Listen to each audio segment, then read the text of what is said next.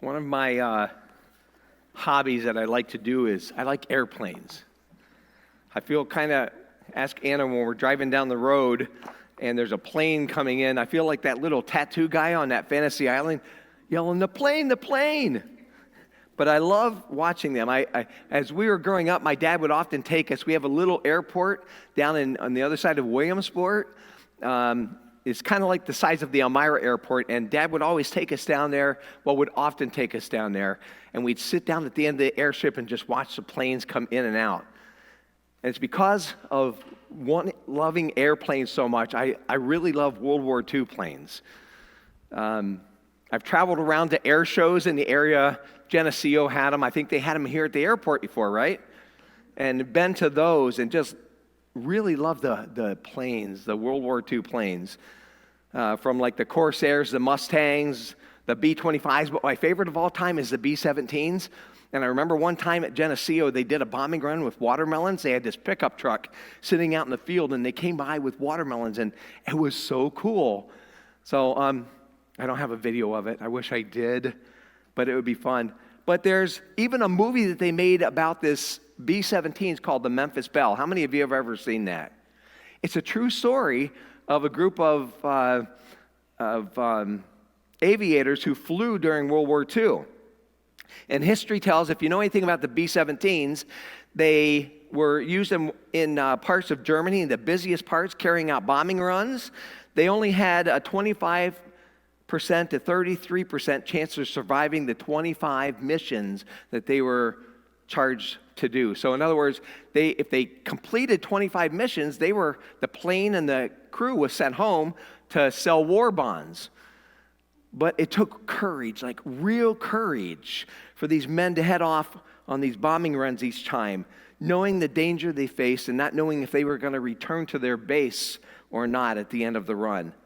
Now, I don't want to spoil the movie for anybody, but if you haven't seen it, it's a great movie, The Memphis Belle.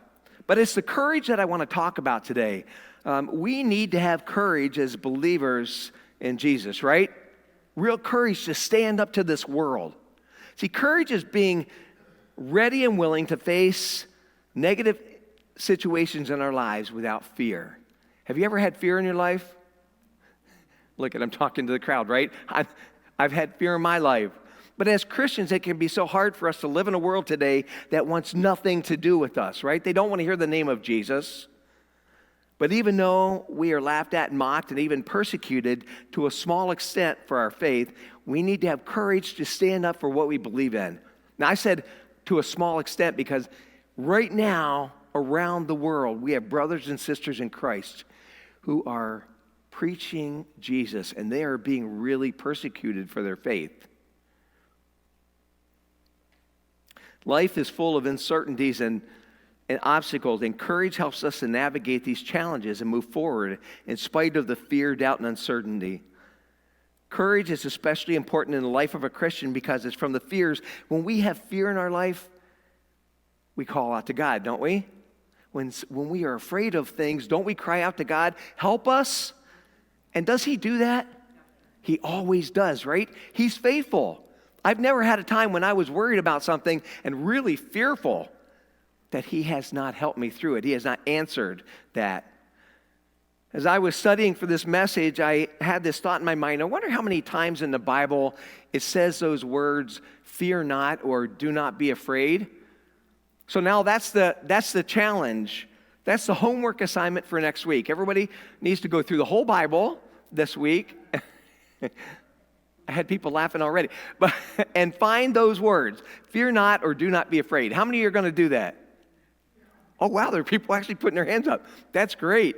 I'm going to help you right now. I'm going to help you, give you some numbers. It would take a lot to do that. But listen to this.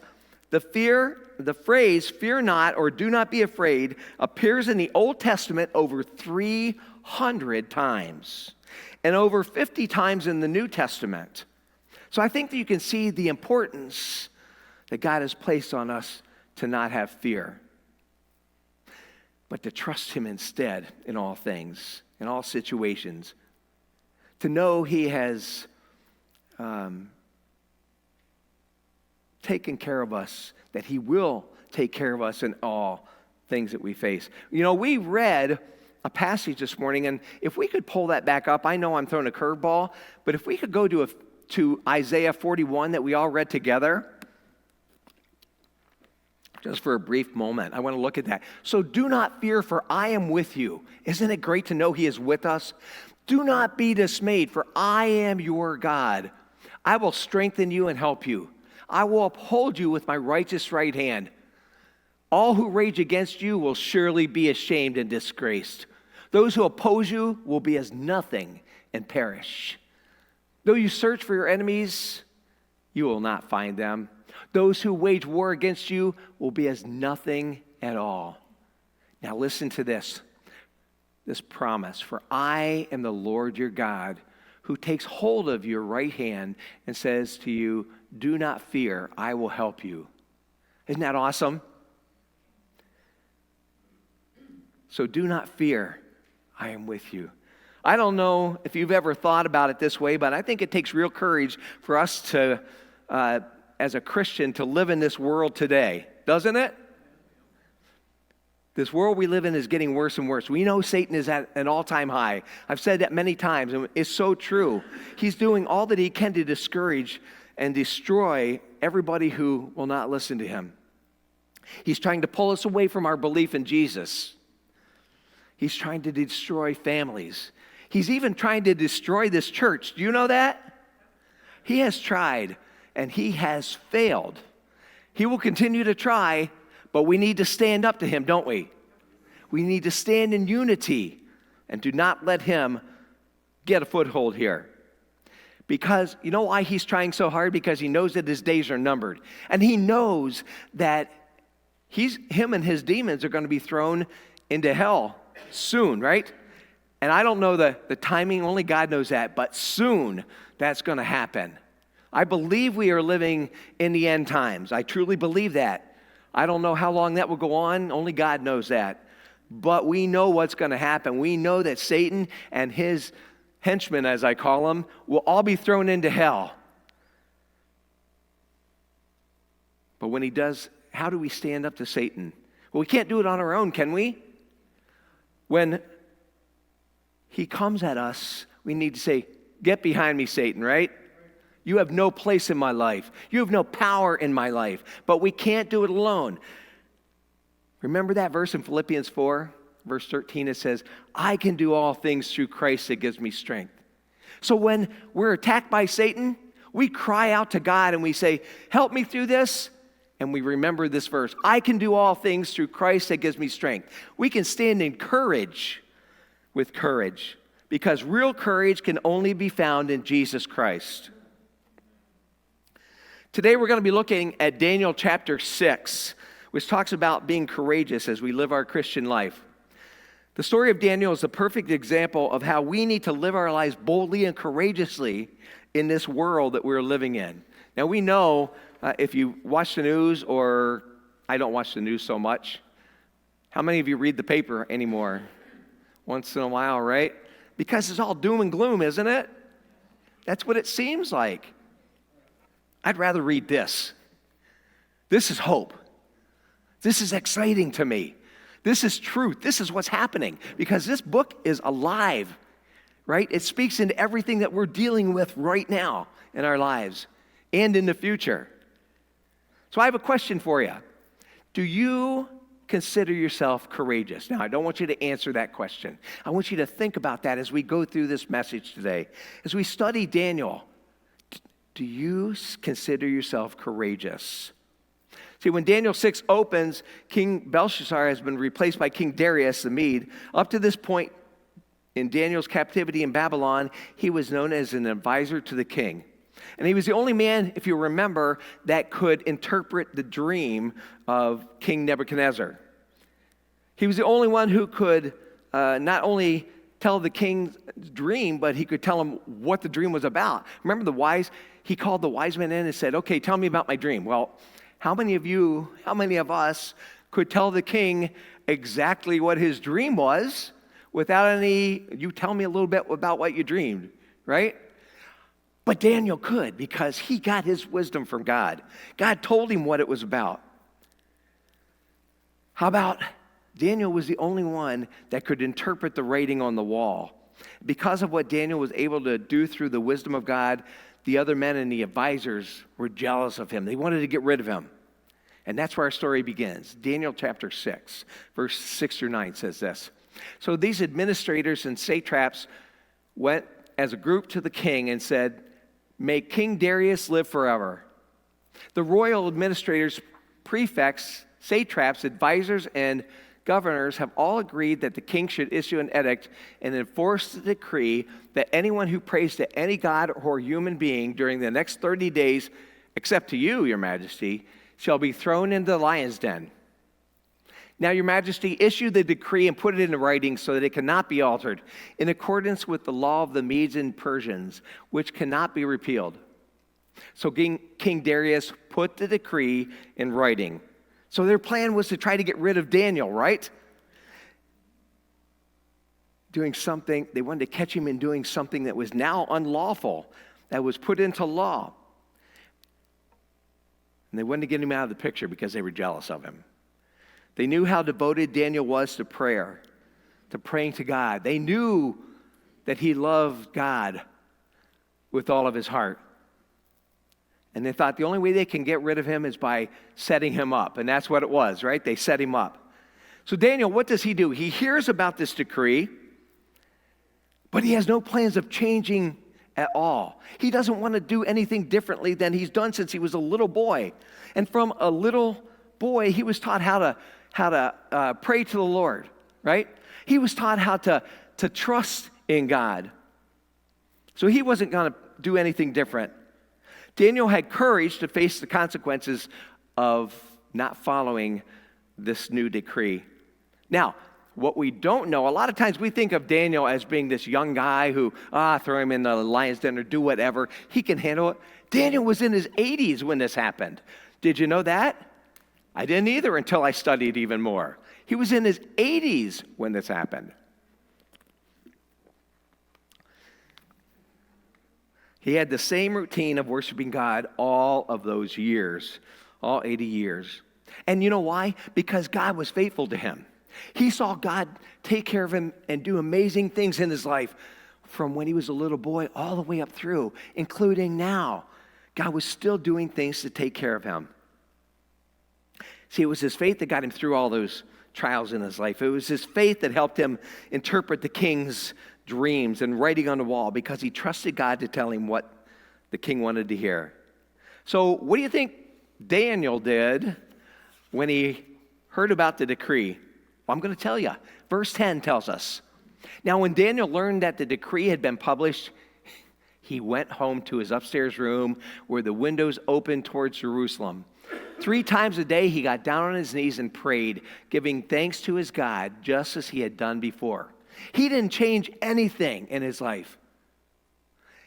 He was on his knees, like we need to be, right? Like we need to be. But he didn't change anything. The whole time growing up, he was on his knees praying to God every day. And he continued all through his 80 years. I didn't know if I get back up right there or not. But Daniel trained himself to live a disciplined life of prayer. And because he did, he was also preparing himself to be ready for any opposition that came his way. Daniel knew that if he stood courageously up to this new problem, this new decree, that God would deliver him from the punishment that was coming. So let's look further on in our passage. Verse 11 says this. Then these men went as a group and found Daniel praying and asking God for help. So he went to the king and spoke to him about his royal decree. Did you not publish a decree that during the next 30 days, if I could read, to anyone who prays to any god or human being except to you, your majesty, would be thrown in the lion's den? The king answered, the decree stands in accordance with the law of the Medes and Persians, which cannot be repealed. Then they said to the king, it's like tattling, isn't it? Daniel, Daniel, who was one of the exiles from Judah, pays no attention to you, your majesty, or to the decree you put in writing. He still prays 3 times a day. Now, Darius really, really cared about Daniel. So much so that he was going to make him governor over the governors, one of the highest leading men in the kingdom.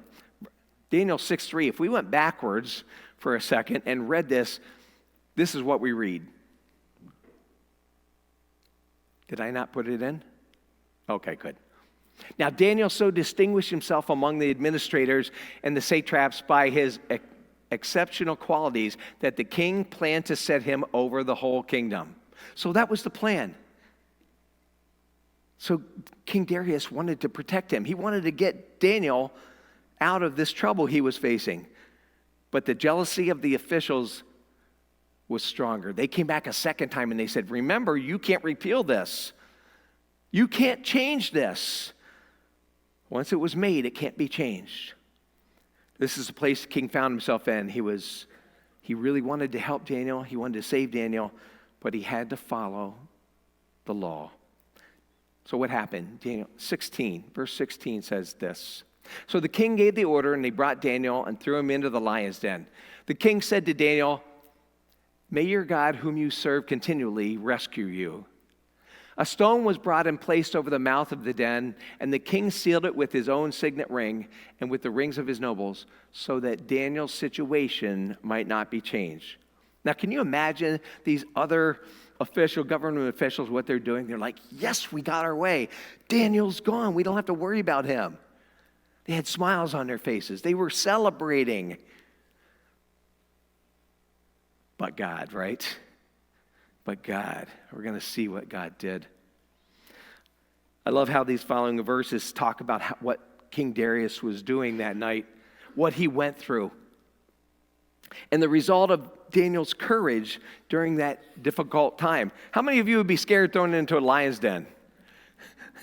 I better see every hand going up because I would be crazy scared, right?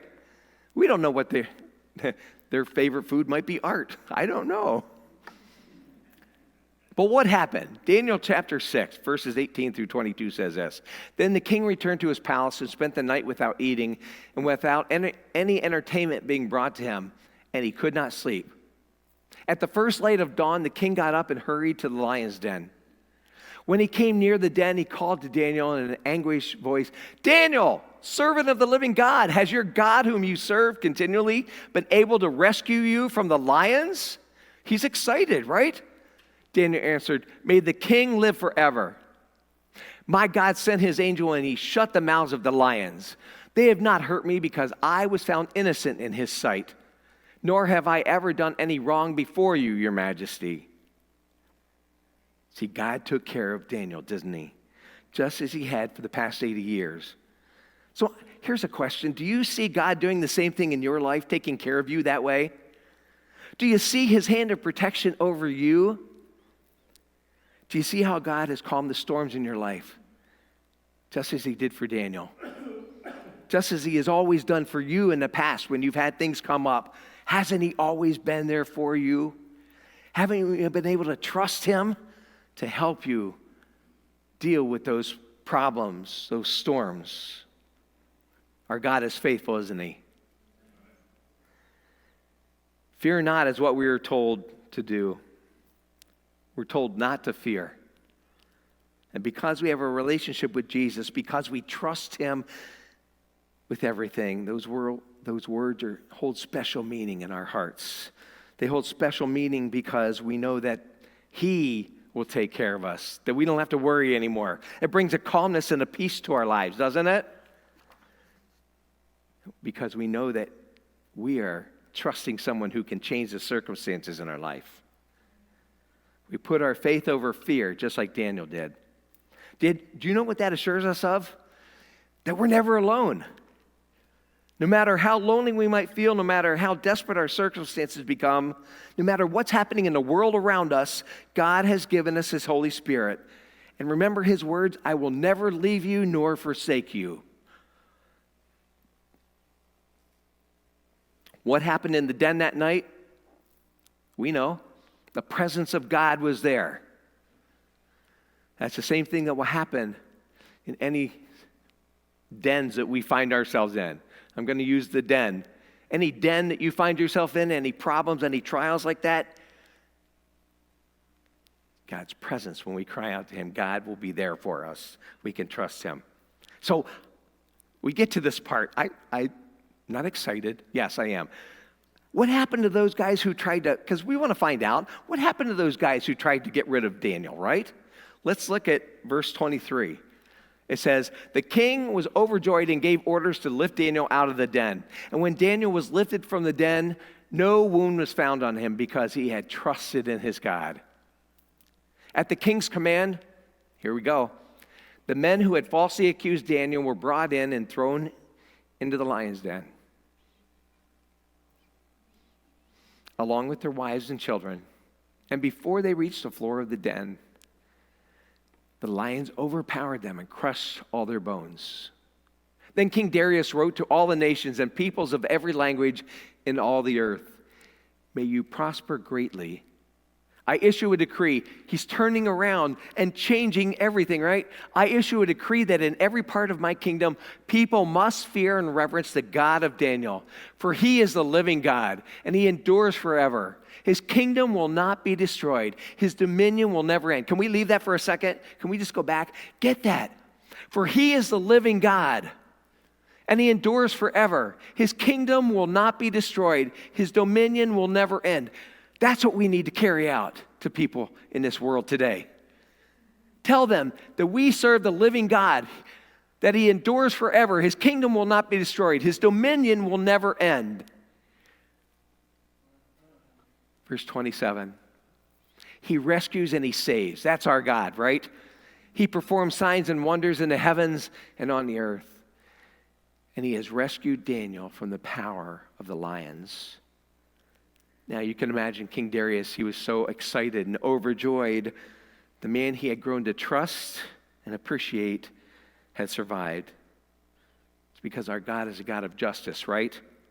And justice was served. Daniel didn't need to make his case. He didn't need to seek retribution on his own. God took care of it, and we can learn a lesson, important lesson from that. We don't need to live with the idea of getting even when we're mistreated. We can trust God, trust that God knows and sees everything that's going on in our lives. And in the end, he will make things right. It's not for us to try to get revenge, right? But justice wasn't the only thing that changed, that happened that night. Not only was King Darius excited, but he was changed completely. After justice was executed, Darius issued that decree that we just read. Now there was a new law, and they better follow it because he truly believed with his heart that that is our God that we need to serve. Think about it for a moment. What did Daniel do? He stood in faithfulness by bowing to God, didn't he? He showed courage in time of fear by trusting God to deliver him from some really scary circumstances. And God was honored throughout the world. And it all started with this one man's commitment to do what he knew to be right in the eyes of God. It took one man to make that difference. And it changed so many lives. Doesn't that sound like somebody you know? Jesus changes our lives. He's changed our lives, hasn't he? And sharing Jesus will change everyone's life because everyone needs Jesus. We all need Jesus. So shouldn't we do the same? The true hero in this story wasn't Daniel, it was God. Daniel was just the one who trusted God. Now maybe there are some choices in front of you today that require you to stand with courage and faithfulness. If so, don't underestimate the impact of your choices. Have courage to stand up for what you believe in. The world's going to tell us that following God is nonsense. And we know that is a lie of Satan, right? We need to tell everyone the truth. That's what the world needs.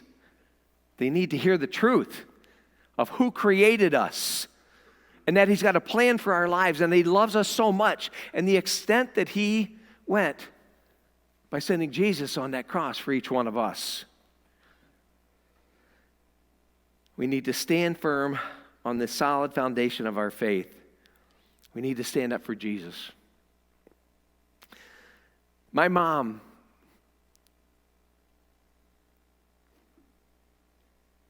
was always singing or humming a hymn as we grew up.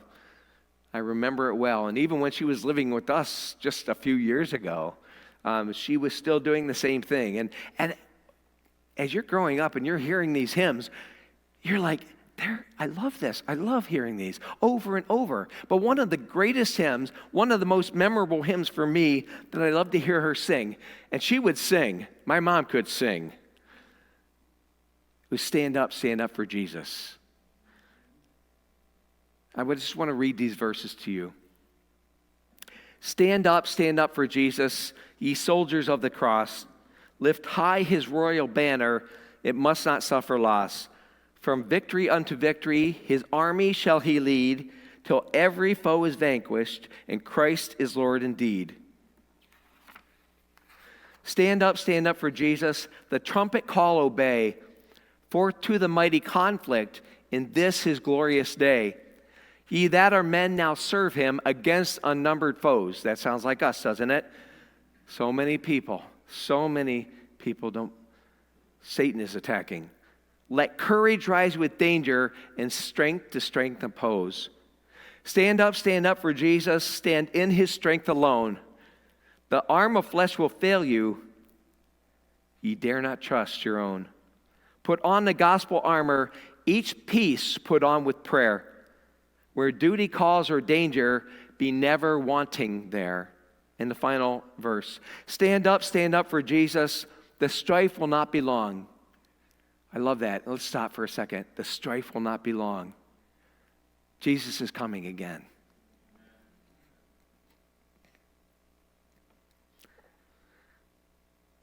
This day, the noise of battle. The next, the victor song. To him that overcometh, a crown of life shall be. He with the King of glory shall reign eternally. We have heaven to look forward to.